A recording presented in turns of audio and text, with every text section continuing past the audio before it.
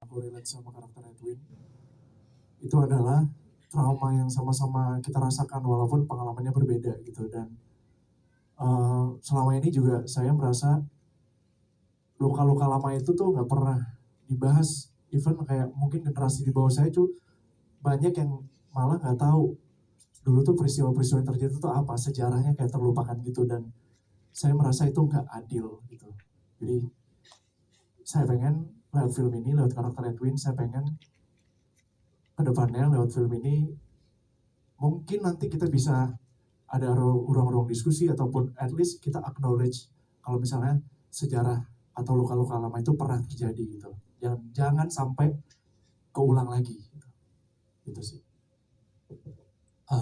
Itu ada sisi di mana dia sudah terlalu lama memendam kesedihan, kemarahan, dan kesengsaraan yang dikasih oleh hidupnya dia gitu. Dan menurut aku yang bahaya adalah kita ini seringkali hanya diam dengan hal-hal yang tidak baik gitu.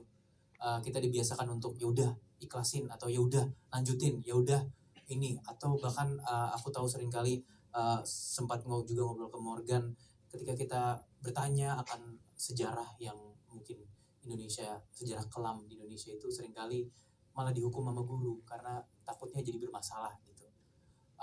Dan hal-hal yang ini aja, ini simbol bahwa ketika kita tidak bisa membicarakan sesuatu yang menjadi keresahan kita ini tuh, kita bisa meledak akhirnya gitu loh.